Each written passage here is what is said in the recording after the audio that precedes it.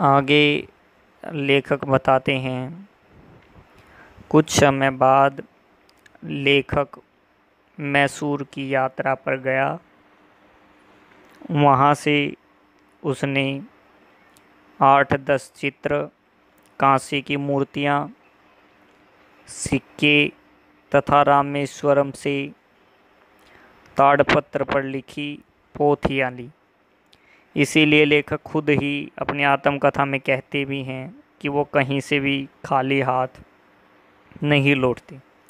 उनको पुरानी चीज़ों से, प्राचीन चीज़ों से बहुत प्रेम था, तो वो हर जगह से कुछ न कुछ लेकर ही वापस लौटते थे।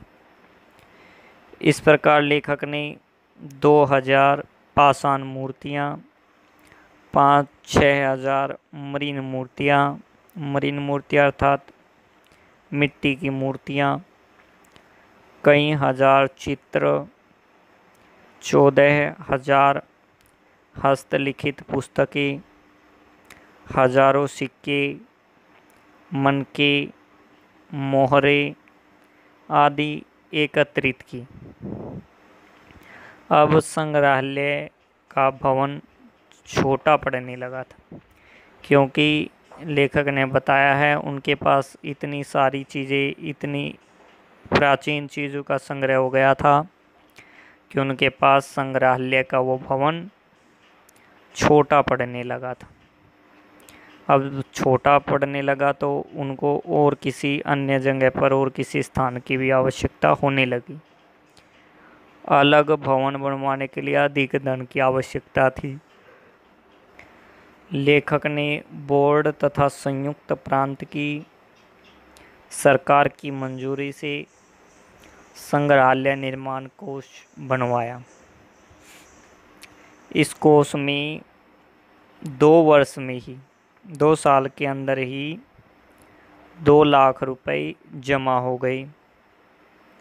आगे लेखक बताते हैं उन पैसों के योगदान से, उन पैसों की भूमिका से लेखक ने बोर्ड तथा संयुक्त प्रांत की सरकार की मंजूरी से संग्रहालय निर्माण कोष बनवा दिया था, जिसमें 2 लाख रुपए जमा हो गए थे।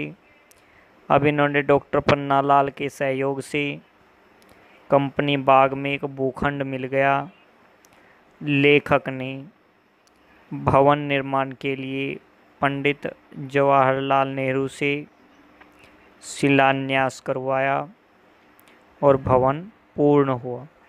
देखो, शिलान्यास का अर्थ होता है यानी उसका उद्घाटन की तरह करवाना, उद्घाटन करवाना, एक तरीके से शुरुआत करवाना, उसका श्री गणेश करना। उसके बाद वो भवन जो है पूर्ण हो गया।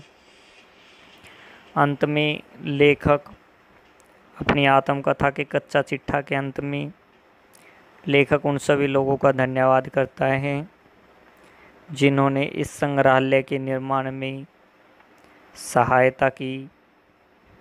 लेखक ने डॉक्टर सतीश चंद्र काला को संग्रहालय का अभिभावक बनाकर और अपने काम से संन्यास ले लिया।